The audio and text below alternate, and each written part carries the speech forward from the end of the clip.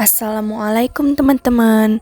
Halo guys, bertemu lagi dengan saya Anggi Medistra Sukma dari kelas 4A yang berNIM 0503232167.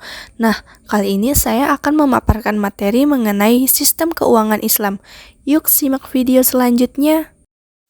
Nah, sebelumnya kita harus tahu dulu nih, apa sih sistem keuangan Islam? Jadi, sistem keuangan adalah suatu aturan yang menjelaskan sumber-sumber dana keuangan bagi negara dalam proses alokasi dana tersebut bagi kehidupan masyarakat. Nah, keuangan Islam ini adalah sebuah sistem yang bersumber dari Al-Quran dan Sunnah serta dari peserta dari penafsiran para ulama terhadap sumber-sumber wahyu tersebut. Nah, teman-teman, adapun karakteristik dari sistem keuangan Islam. Yang pertama itu ada nilai ketuhanan, yang kedua ada nilai dasar kepemilikan, yang ketiga ada keseimbangan, yang keempat ada nilai dasar persaudaraan dan kebersamaan, yang kelima ada nilai dasar kebebasan, dan yang terakhir ada nilai dasar keadilan. Sistem keuangan Islam juga memiliki ciri-ciri loh. Apa sih ciri-cirinya? Nah, yang pertama, harta publik dalam sistem keuangan negara Islam adalah harta Allah. Yang kedua, Rasul adalah orang pertama yang melakukan praktik keuangan Islam. Yang ketiga, Al-Quran dan Sunnah merupakan sumber yang mendasar bagi keuangan Islam. Dan yang terakhir, sistem keuangan Islam adalah sistem keuangan yang universal. Nah, terdapat juga akad dalam sistem keuangan Islam dibagi menjadi dua, yaitu akad tabaru dengan akad tijarah. Nah, akad tabaru adalah perjanjian yang merupakan transaksi yang tidak ditunjukkan untuk memperoleh laba. Ada 3 bentuk akad tabaru. Yang pertama itu meminjamkan uang. Ada 3 jenis pinjaman yaitu qard, ran, dan hiwalah.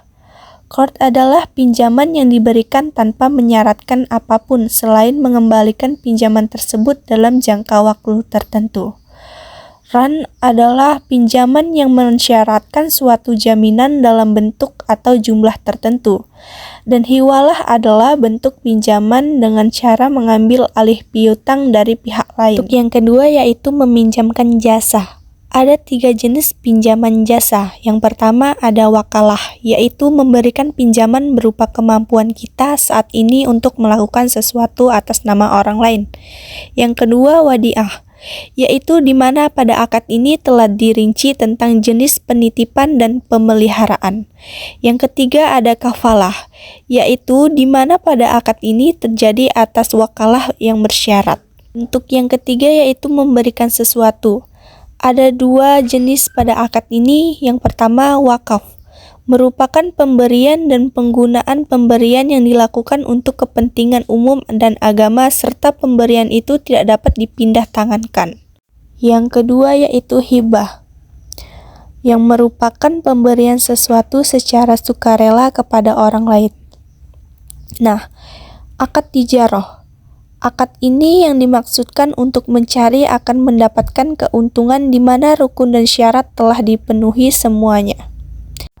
Akad tijarah dapat dibagi menjadi 2. Yang pertama, natural uncertainty contract, yang merupakan kontrak yang diturunkan dari teori pencampuran di mana pihak yang bertransaksi saling mencampurkan aset yang mereka miliki menjadi satu. Kemudian, menanggung risiko bersama untuk mendapatkan keuntungan. Jenis akad ini ada mudharabah dan musyarakah. Nah, yang kedua natural certainty contract, merupakan kontrak yang diturunkan dari teori pertukaran di mana kedua belah pihak saling mempertukarkan aset yang dimilikinya. Jenis-jenisnya yaitu ada murabahah, salam istisna, dan ijarah. Selanjutnya ada pun transaksi yang dilarang, yaitu yang pertama tadlis. Tadlis adalah sebuah situasi di mana salah satu pihak yang bertransaksi berusaha untuk menyembunyikan informasi dari pihak lain unknown to one party, dengan maksud untuk menipu pihak tersebut atas ketidaktahuan akan informasi objek yang diperjualbelikan. Nah, yang kedua ada ihtikar, yaitu situasi di mana produsen dan penjual beli mengambil keuntungan di atas keuntungan normal. atau dengan cara penimbunan. Yang ketiga ada maisir, yaitu bentuk permainan yang di dalamnya dipersyaratkan jika salah satu seorang pemain menang, maka ia akan mengambil keuntungan dari pemain yang kalah. Contoh dari maisir ini adalah judi, sedangkan beberapa aktivitas yang termasuk dalam kategori judi telah dilarang. Yang keempat ada riswah, yaitu suap menyuap. Dan yang kelima ada gharar. Gharar ini adalah keraguan yang mengandung ketidakjelasan. Nah, yang keenam ada riba. Riba adalah penyerahan pergantian sesuatu dengan sesuatu yang lain. Tidak dapat terlihat adanya kesamaan menurut timbangan syara pada waktu akad-akad, atau disertai mengakhiri dalam tukar-menukar atau hanya salah satunya. Riba ini adalah penetapan bunga atau melebihkan jumlah pinjaman saat mengembalikan berdasarkan persentase tertentu dari jumlah pinjaman yang ada sebelumnya. Nah, terdapat juga prinsip keuangan syariah. Yang pertama, kemitraan. Kemitraan ini antara sahibul mal dengan mudharib atau antara pihak kreditur dengan debitur melakukan kemitraan dalam menjalankan proyek. Nah, yang kedua itu kemanfaatan. Kemanfaatan dapat diartikan bahwa dalam keuangan syariah akan mengedepankan adanya faedah. Nah, yang ketiga, kesatuan prinsip dalam kesatuan. Pada keuangan syariah dapat digambarkan bahwa antara nasabah di satu pihak dan lembaga keuangan syariah di lain pihak adalah bentuk satu kesatuan yang utuh. Yang keempat, saling meridhoi. Dalam lembaga keuangan syariah, keterkaitan antara sahibul mal dengan mudharib mengedepankan prinsip yang saling meridhoi. Yang kelima yaitu prinsip tauhid atau nilai ketuhanan. Dan yang terakhir yaitu prinsip kemaslahatan, yang merupakan kebaikan atau faedah. Adapun instrumen keuangan Islam, ada mudarabah musyarakah, wakalah musyarakah, ijarah, murabahah, salam, tawaruk, istisna, murabahah istisna, dan murabahah salam.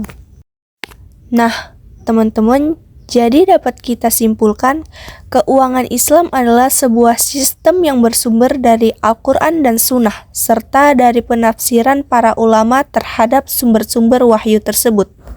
Struktur keuangan Islam telah tampil sebagai salah satu implementasi modern dari sistem hukum Islam yang paling penting dan berhasil, dan sebagai uji coba bagi pembaharuan dan perkembangan hukum Islam pada masa yang akan mendatang.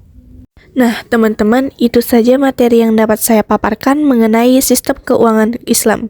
Semoga bermanfaat bagi kita semua ya. See you, sampai jumpa di video selanjutnya.